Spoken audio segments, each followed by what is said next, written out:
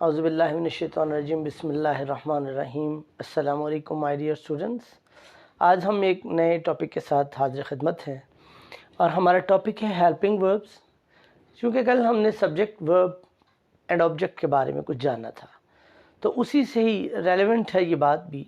Next अगर इसको भी सीख लिया जाए तो आपको सेंटेंस के मैक्सिमम पार्ट्स से आगाही हो जाएगी, आप उसके बारे में बाखबर हो जाएंगे और ये जानना ज़रूरी है। लिहाजा चलते हैं हम हेल्पिंग वर्ब्स, हमारे आज के टॉपिक की जानिब। बेटा, हेल्पिंग वर्ब्स की डेफिनेशन जो है वो कुछ इस तरह से है कि helping verb is an additional means extra word. कि हेल्पिंग वर्ब जो होता है वो एक ऐसा लफ्ज़ होता है जो कि एक जुमले के अंदर इजाफी तौर पर लिखा गया हो। Helping verb is an additional और extra word in a sentence to express difference of time.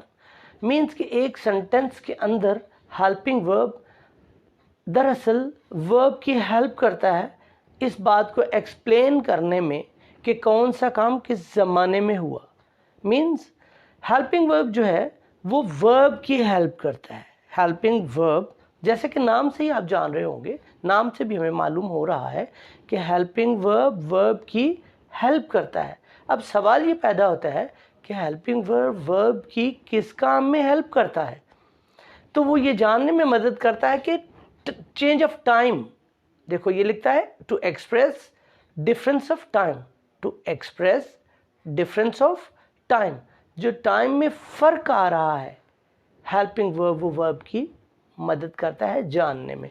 चलिए, इस तरह शायद समझने में मुश्किल लगे, इसको मज़ीद आसानी से पढ़ते हैं कि जुमले में मौजूद इजाफी लफ्ज़ जो वक्त के फ़र्क को ज़ाहिर करे हेल्पिंग वर्ब कहलाता है। क्या कहलाता है बच्चों? हेल्पिंग वर्ब कहलाता है। अब हम सेंटेंस और एग्जाम्पल की मदद से जानने की कोशिश करते हैं। यहाँ पर जुमला लिखा गया है आई एम राइटिंग, जिसको हम अगर फ्लुएंटली पढ़ें तो आई एम राइटिंग। लेकिन अभी हम चूँकि सीख रहे हैं, लर्निंग प्रोसेस में हैं, तो अभी हम स्पोकन की जानिब नहीं जाएंगे। इंशाल्लाह जैसे आप सीखते जाएंगे वक्त के साथ साथ हम स्पोकन की जानिब बढ़ेंगे और इसके एक्सेंट को भी लर्न करेंगे। चलिए, खैर मैं बता रहा था आई एम राइटिंग, मैं लिख रहा हूँ, मैं लिख रहा हूँ। अब देखिएगा एम जो है ये ट्रांसलेशन है हूँ की। हूँ को इंग्लिश में एम बोला हमने, आई एम राइटिंग। ये जाहिर कर रहा है कौन सा ज़माना है, ये मौजूदा प्रेजेंट ज़माना है। कौन सा टेंस है ये? प्रेजेंट। ये यानी मौजूदा ज़माने में जब हम बात करेंगे तो हेल्पिंग वर्ब, अगर हम सिर्फ लिखते हैं I write, I writing, I writing, writing मतलब मैं, और राइटिंग लिख रहा। कब लिख रहा हूँ, लिख रहा था या लिख रहा हूँगा, उसकी वजाहत कौन करेगा बच्चों? Helping verb. कौन करेगा? Helping verb. अब देखिए यहाँ पर सब्जेक्ट हमारा आई है और हमारा वर्ब राइट ही है, उसको हमने राइटिंग किया। यहाँ पर भी सब्जेक्ट हमारा आई ही है, यहाँ पर वर्ब हमारा राइटिंग ही है, राइट ही है। उसी को हमने फॉर्म चेंज किया है, राइट को ही फोर्थ फॉर्म में किया है। यहाँ पर भी वो है और यहाँ भी वर्ब हमारा सेम है। इन तीनों सेंटेंसेस में मैंने सब कुछ सेम रखा है, सब्जेक्ट सेम रखे हैं और वर्ब मैंने बेटे सेम रखे हैं।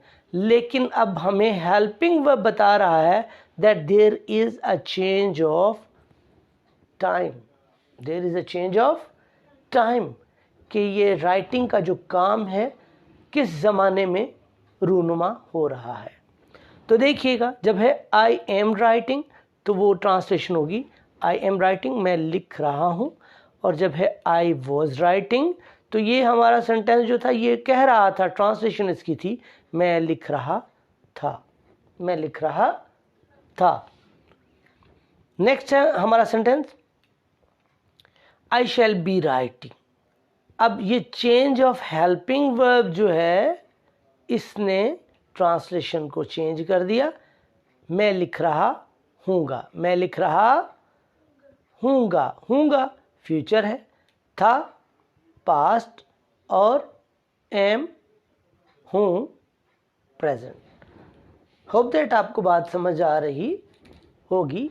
मैं एक बार फिर आपको रिपीट यही बात कर रहा हूँ, सब्जेक्ट हमारा आई, हेल्पिंग वर्ब हमारा चेंज, सब्जेक्ट हमारा आई, हेल्पिंग वर्ब हमारा चेंज, सब्जेक्ट हमारा आई, हेल्पिंग वर्ब हमारा जब चेंज हो गया तो उसकी ट्रांसलेशन चेंज हो गई।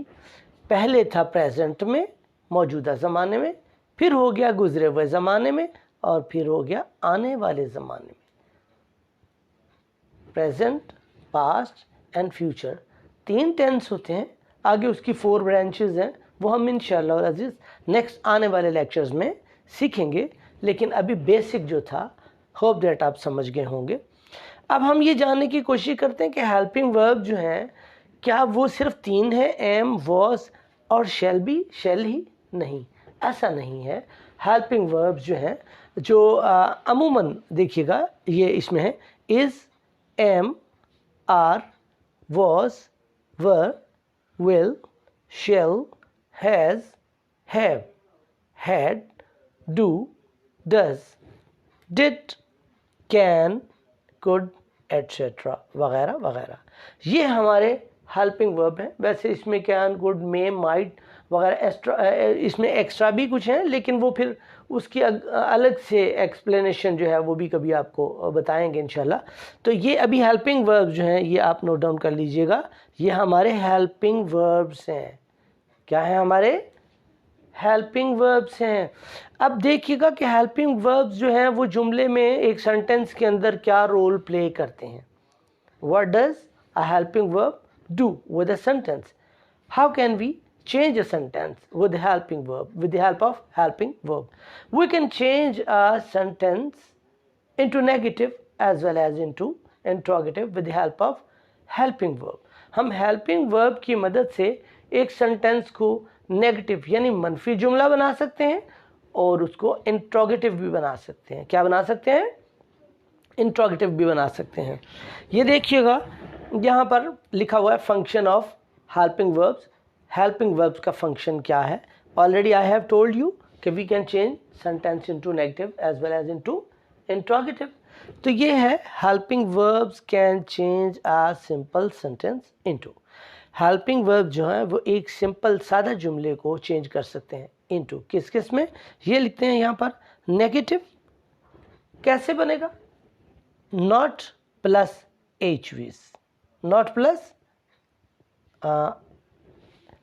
I think I have made here a mistake a little bit here. Check it out. Helping verb में हम यहाँ पर there is a little bit change. Yes, look, a notable thing. यहाँ पर लिखना चाहिए था हमें subject plus helping verbs plus not plus not. Have you noted it down?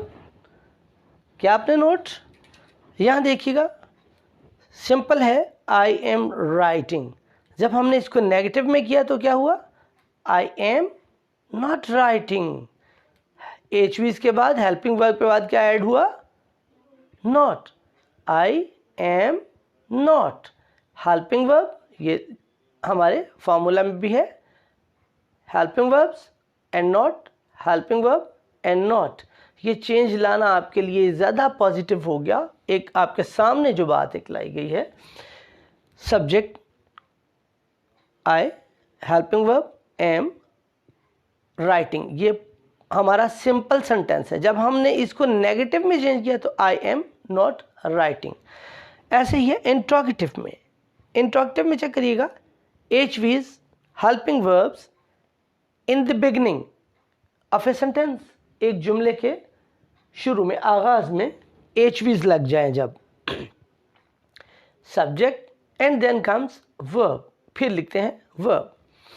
I am writing, ये हमारा सिंपल सेंटेंस है, ये हमारा सिंपल सेंटेंस है। I am writing. देखिएगा आगे इसको इंट्रोगेटिव करने के लिए क्या किया बेटे? हेल्पिंग वर्ब को शुरू में लगाया, जुमले के शुरू में, जैसे यहाँ पर बताया गया था फॉर्मूला में। आई एम आई राइटिंग, क्या मैं लिख रहा हूँ। एम आई राइटिंग, क्या मैं लिख रहा हूँ। नेक्स्ट देखिएगा हमारा सिंपल सेंटेंस है वी आर प्लेइंग, हम खेल रहे हैं। हमने हेल्पिंग वर्ब को जुमले के शुरू में लगा दिया, ये यहाँ से निकाल कर इसको शुरू में कर दिया, तो क्या बना are we playing. Are we playing, क्या हम खेल रहे हैं।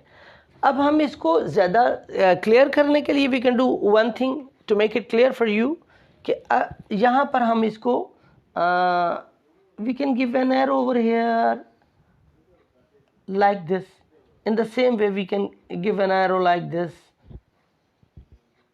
It shows that if we remove this helping verb from this place and put it in the beginning of this sentence, it will become an interrogative sentence. As in a formula, it has already been described, it has already been mentioned. So look, मुझे यकीन है कि आप लोग समझ रहे होंगे। अगर फिर भी आपको कभी कोई प्रॉब्लम हो तो आप मैसेज के ज़रिए से पूछ सकते हैं।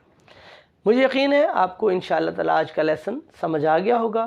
तो नेक्स्ट वीडियो तक के लिए मैं आपसे इजाज़त चाहूँगा। अल्लाह हाफिज़। अस्सलाम वालेकुम।